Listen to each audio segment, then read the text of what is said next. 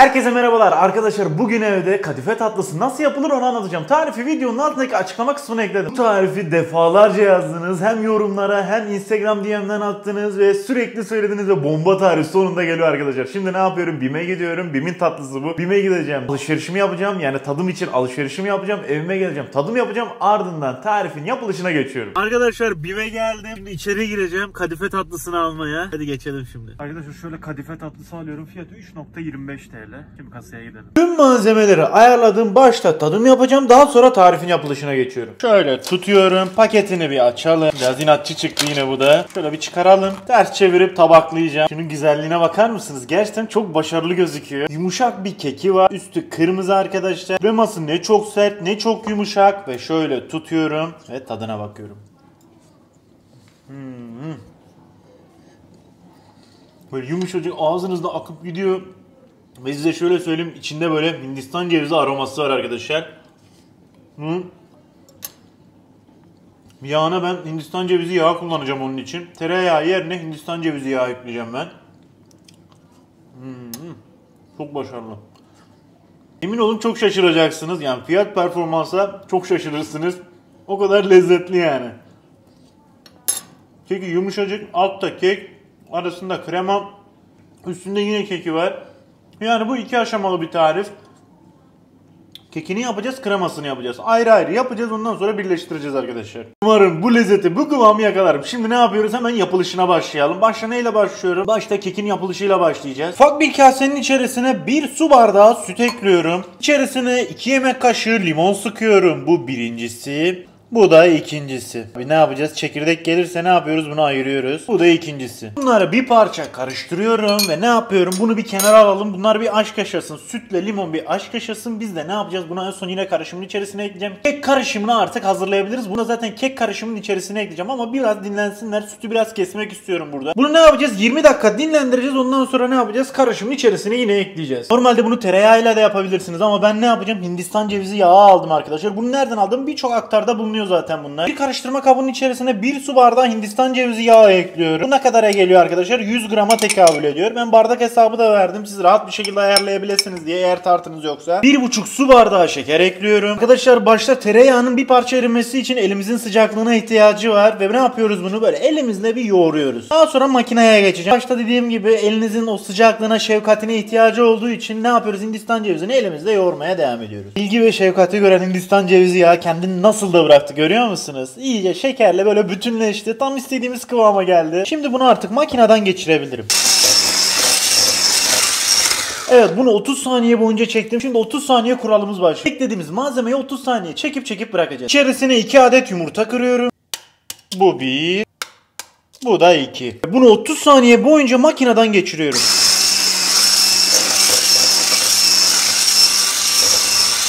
Evet, bunu 30 saniye boyunca çektim. Şimdi de içerisine 1 çay bardağı sıvı yağ ekliyorum. 30 saniye bunu çekiyorum.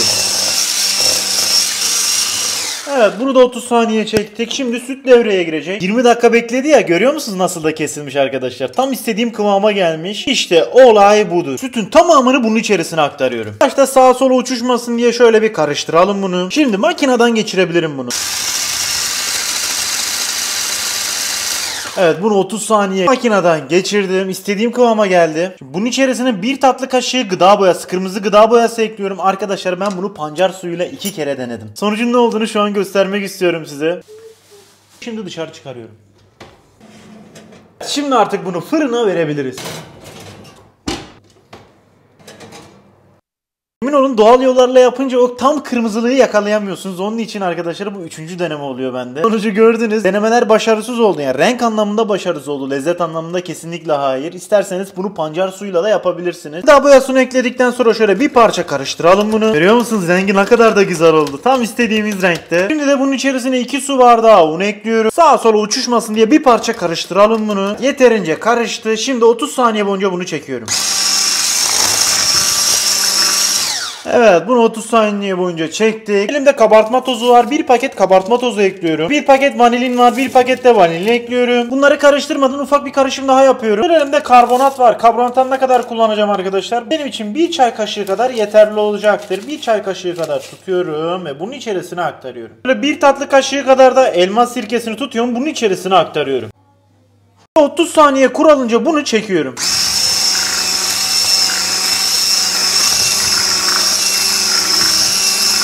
Ve artık karışımımız hazır. Bana diyor ki artık beni pişirebilirsin. Arkadaşlar 40'a 25 ölçüsünde bir böyle borcam aldım elime. Borcamın dibine su serpiştirdim, böyle yağlı kağıdımı ekledim. İyice yapışmış oldu. Yerinden çıkmayacak bu sayede ve ne yapıyorum? Kek karışımını kırmıyorum ve bunu pişirme işlemine geçiyorum artık. Şöyle her tarafına bir yayalım onu. Bunu ekledikten sonra sağına, soluna, arkaya, öne, her tarafa şöyle iyice bir gezintiye çıkarın ki bunu her tarafa eşit bir şekilde yayılsın kek. Evet, karışımımız artık hazır. Gördüğünüz gibi çok ince bir tabaka oldu zaten. Bunu ne yapıyoruz? Hemen hızlıca fırına veriyoruz. Fırınımı altlı üstü fanlı olacak şekilde 180 dereceye getirdim. Bir 10 dakika önceden ısıtmanız gerekecek ve hızlıca açıyorum bunu. Karışım bunun içerisine aktarıyorum.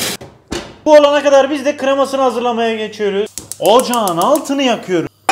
Tencereyi ocağa ekliyorum. İçerisine 2 su bardağı süt ekliyorum. 2 yemek kaşığı buğday veya mısır nişastası ekliyorum. 1 yemek kaşığı un ekliyorum. 2 yemek kaşığı da şeker ekliyorum. Bu kaynayana kadar bunu bu şekilde karıştırıyorum. Eğer karıştırmazsanız topaklanma olacaktır. Özellikle kaynamaya yakın mutlaka çok sık bir şekilde karıştırın. Bu kaynamaya başladı. Şimdi bunun içerisine 1 yemek kaşığı Hindistan cevizi yağı ekliyorum. Ve bunu 1 dakika boyunca kaynatacağım. Daha sonra altını kapatacağım. Ve bunu 1 dakika boyunca kaynattım. İstediğim kıvama geldi. Şimdi bunu ayrı bir yere aktarıyorum. Arasındaki kremayı nereye ekleyeceğiz? Şöyle göstereyim. Daha önce almış olduğum kadife tatlısının o kabının içerisine ekleyeceğim. Bunları temizleyip kenara ekledim ben. Ne yapıyorum? Bunları böyle rahat bir şekilde çıkabilmesi için içerisine şöyle bir yağlı kağıt ekleyeceğim, ikisinin de. Daha rahat çıkarmış olacağız bu sayede. Bunun da ilk sıcaklığı çıktı ve üzerine aktarıyorum. Oh, çok güzel olacak ya. Bunların başta oda sıcaklığına gelmesini bekliyoruz. Daha sonra buzdolabına alacağım. Evet, bunlar oda sıcaklığına geldi. Şimdi bunları ne yapıyorum? Buzdolabına ekliyorum.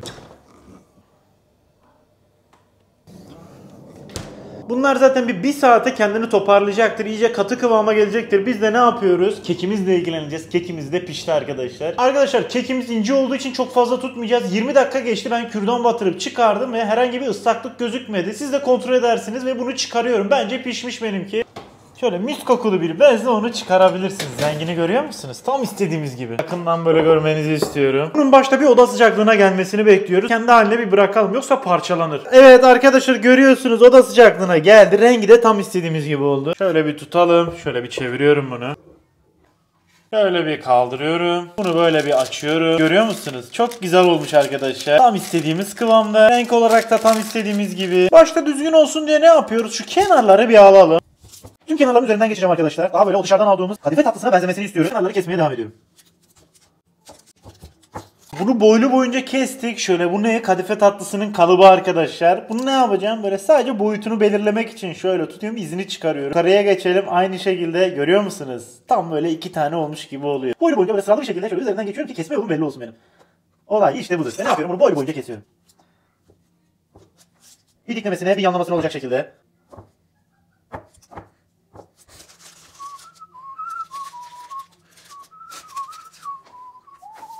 Evet, görüyor musunuz arkadaşlar? Çok güzel oldu. Tam istediğimiz gibi. Evet, bunları bir kenara alıyorum şimdilik.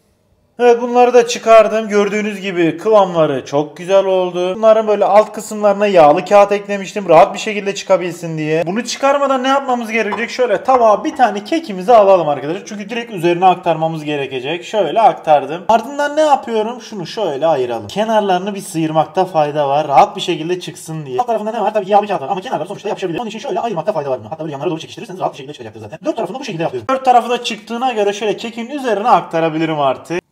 Bastırırsanız biraz yana doğru çıktı. Şöyle tutuyorum. Ne yapıyorum? Hemen düzeltiyorum bunu. Şöyle tutup hemen ortalayabilirsiniz. Olay işte budur. Üzerindeki o yağlı kağıdı alabilirsiniz. Böyle dikkatli bir şekilde şunu çıkarıyorum.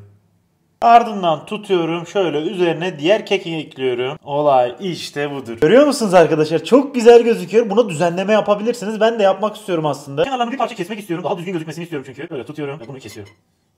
Arkadaşlar işte olay budur. Şuna bakın, çok güzel oldu. Tam istediğimiz gibi. Biz bu işi bence başardık. Ufak tefek farklılıklar tabii ki olacaktır ama genel itibariyle benzer. Yani BİM'in kadife tatlısını yapmış bulunduk arkadaşlar. Çok güzel gözüküyor ya. Diğerlerinde hepsini bu şekilde yapıyorum. Şimdi ne yapacağız? Tadım aşamasına geçiyorum. Şimdi en sevdiğim zamana geldi. Tadım yapacağım. Bakalım nasıl olmuş. Şöyle tutuyorum arkadaşlar. Şuradan böyle bir parça koparıyorum. Ve şöyle tadına bakıyorum. Oo. Arkadaşlar inanın çok lezzetli olmuş ya. Ben çok beğendim. Çok iyi. Gerçekten çok başarılı olmuş. O kreması zaten buna inanılmaz gitmiş. Kreması çok lezzetli. Keki ayrı lezzetli. Arkadaşlar ben bu tarifi artık sürekli yaparım, öyle söyleyeyim size. Ufak tefek farklılıklar var mı? Var. Ne diye soracak olursanız şöyle söyleyeyim arkadaşlar. Hindistan cevizi lezzetini tam böyle buram buram hissedemiyorsunuz ama böyle lezzet anlamında dört dörtlük. Evet, yanıma Deniz de geldi şimdi. Yani ben o kadar denemeden sonra çok merak ettiğim için acaba dedim nasıl oldu acaba 3 gündür bu tarif üzerinde bilimsel çalışmalar yapıyor Eser. arkadaşlar o kadar uğraştım ki bu tarif için. 3 kere denedim. Pancar suyuyla, Deniz illa pancar suyuyla yap diye çok diretti.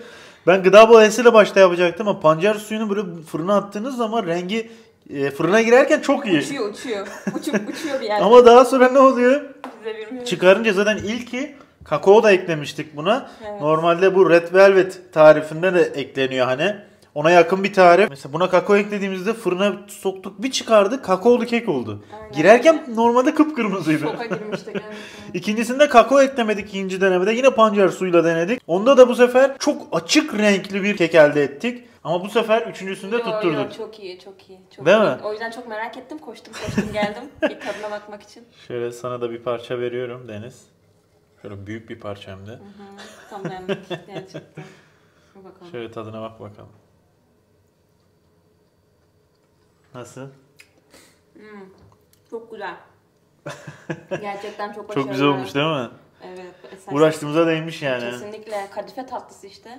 Evet. Yani o BİM'dekinin bir aromatik bir tadı var. O nereden geldiğini bilmiyorum ama bunda yok. Bunda yok o. Yok Onun o ne olduğunu bilmiyoruz zaten. Hindistan cevizi bence. Hindistan cevizini yağa ekledik ama Hindistan cevizi lezzeti şu an yok bunda.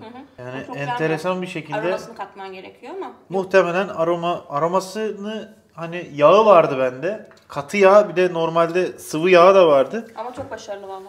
Yani, Güzel değil mi? Yani Arkadaşlar biz bu işi olsun. başarmış mıyız? Sen bu işi gerçekten başarmışsın. Arkadaşlar bu tarifi mutlaka deneyin. Biz yemeğe devam edeceğiz. Herkese afiyet olsun. Videomuzu beğenip kanalımıza abone olmayı unutmayın. Bir sonraki videoda görüşmek üzere arkadaşlar. Hoşçakalın.